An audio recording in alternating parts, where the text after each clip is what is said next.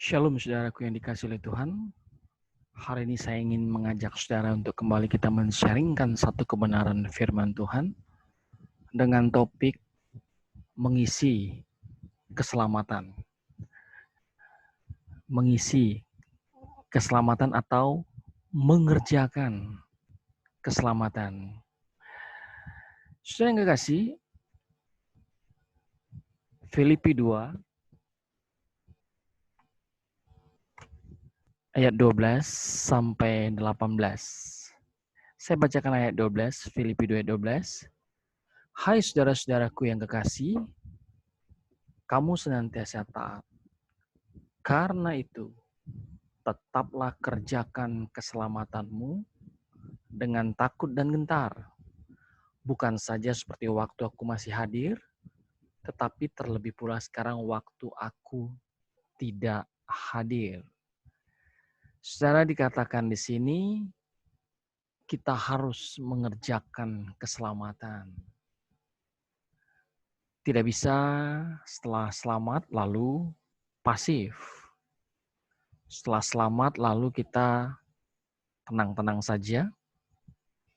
Setelah kita lahir baru, menerima Yesus Kristus sebagai Juru Selamat dan Tuhan, meminta ampun dosa-dosa kita kepada Tuhan, lalu kita berkata stop sampai sini, cukup. Tidak, saudara. Keselamatan itu bukan satu titik, tapi satu proses panjang yang harus kita kerjakan setiap kali, setiap hari, setiap saat. Itu sebabnya Filipi 2:12 dikatakan, supaya kita tetap kerjakan keselamatanmu. Dia katakan, senantiasalah taat. Itu yang dia katakan. Dan kata lain bahwa tugas kita untuk mengerjakan keselamatan. Kita yang diminta untuk aktif. Betul, keselamatan itu kita peroleh secara gratis. Tuhan mati bagi kita, Tuhan menebus dosa kita. Tetapi mengisi keselamatan, mengerjakan keselamatan, itu tidaklah gratis. Saudara harus bayar harga. Dan harganya itu mahal. Saudara harus berani pikul salib. Saudara harus rela berkorban. Mau menderita bagi Yesus. Saudara harus memutuskan untuk melepaskan percintaan dengan dunia ini. Melepaskan segala sesuatu. Saudara harus berkomitmen dan menjadikan satu-satunya Tuhan dan kerajaannya adalah kesenangan saudara. Saudara harus belajar untuk tidak lagi dibahagiakan oleh bumi ini, oleh dunia ini, oleh kesenangan-kesenangan dunia ini. Tetapi satu-satunya yang membahagiakan saudara hanyalah Tuhan Yesus dan kerajaan. Tidak gratis. Mengerjakan keselamatan harus ada upaya, harus ada usaha yang luar biasa. Itu salib saudara. Itu harga yang harus saudara bayar. Saudara tidak lagi mengalami seperti dikejar-kejar oleh tentara Romawi dengan pedang, dipanah dengan panah api, disalibkan, terbalik, atau diadu dengan binatang buas, tidak. Tetapi hari ini esensinya sama.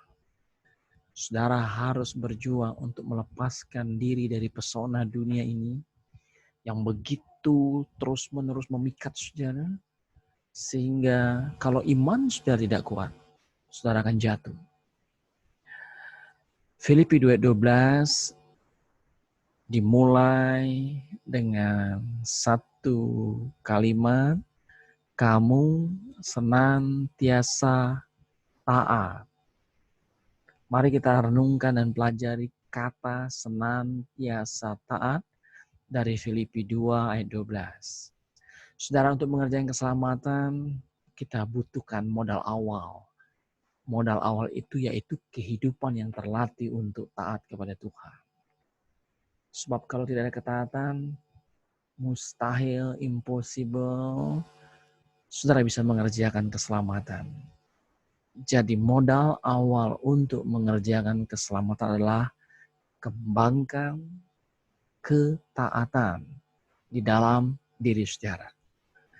Nah saudara, kata Yunani, kata asli Alkitab di Perjanjian Baru untuk Filipi tadi, untuk taat adalah hipaku. Hipaku. Taat. Bahasa Indonesianya. Bahasa aslinya adalah hipaku. Apa artinya? Hipaku artinya adalah orang yang mendengarkan perintah untuk kepentingan memahami.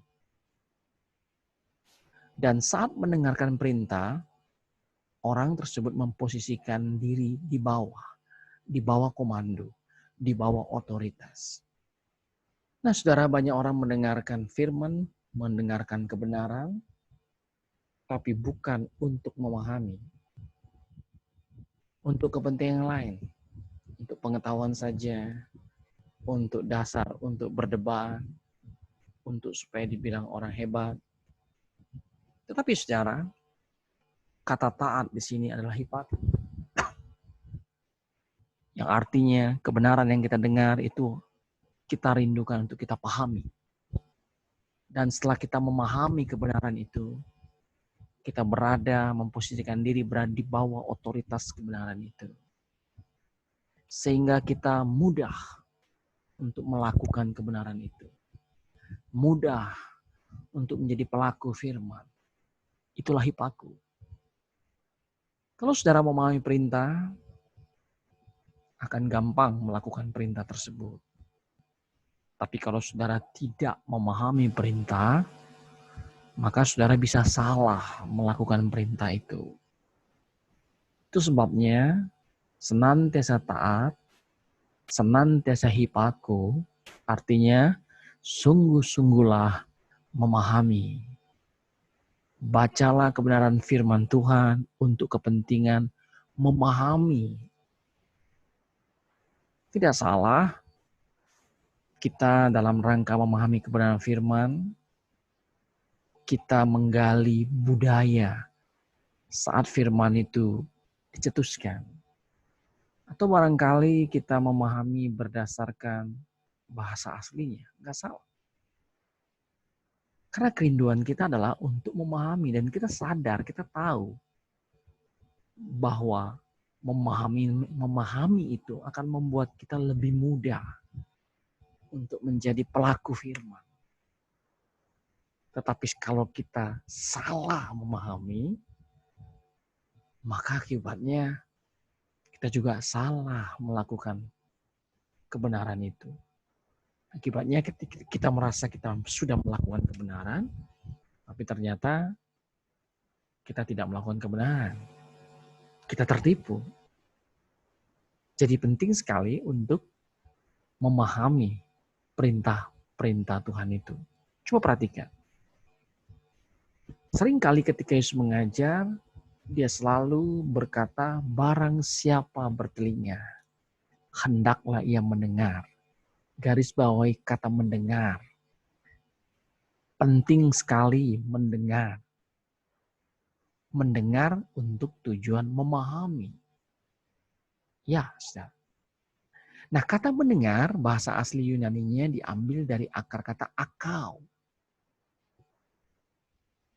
Artinya, saudara, kalau saya ngajar, kamu harus duduk dan mendengarkan dengan seksama. Sungguh-sungguh, supaya kamu paham apa yang saya ajarkan. Jadi mendengar yang dimaksud Yesus adalah akal. Mendengar yang dimaksud Yesus adalah sungguh-sungguh, seksama. Mendengar dengan detail. Mendengar untuk bertekad supaya paham apa yang diajarkan itu. Itulah akal, saudara.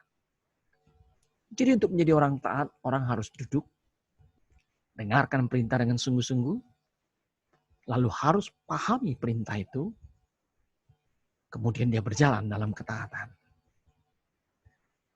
Kata hipaku adalah posisi mendengar yang berarti ketika diberi perintah, kita harus memposisikan di bawah otoritas perintah itu. Bukan di atas atau sejajar, tetapi di bawah. sehingga kita bisa taat. Kalau ketika kita merasa mendengar perintah, lalu kita merasa kita memposisikan diri di atas perintah itu, kita merasa sok tahu, sok hebat, sok bisa. Maka saudara, sulit sekali kita untuk taat. Yang terjadi adalah selalu kita mendebatnya, berbantah-bantahan. Kebenaran itu bukan untuk dibantah. Kebenaran firman itu untuk dipahami, kemudian dilakukan, saudara. Untuk mengerjakan keselamatan, modal awalnya adalah keberanian untuk taat. Apa pelajaran yang kita dapatkan dari kata senantiasa taat ini? Yang pertama, kalau perintah dipahami, lalu sikap kita berada di bawah otoritas, maka secara natural, secara alamiah, akan jauh lebih mudah untuk taat. Yang pertama. Yang kedua, gaya hidup taat harus kita kembangkan sebagai anak Tuhan dalam rangka mengerjakan keselamatan. Harus terlatih. Harus menjadi satu style of life daripada anak Tuhan yang mau mengerjakan keselamatan itu dengan sungguh-sungguh. Yang ketiga, terlatih membangun gaya hidup hipaku, maka akan gampang untuk membangun gaya hidup mengerjakan keselamatan. Jadi secara langkah awal untuk mengerjakan keselamatan adalah ketaatan. Nah saudara, bagaimana agar kita taat? Berikutnya kita akan sambung dalam session berikutnya. Tetapi satu yang harus kita mengerti hari ini adalah langkah awal untuk mengerjakan keselamatan adalah ketaatan. Nah, bagaimana dengan saudara? Sudahkah hari-hari ini saudara mengembangkan sikap taat?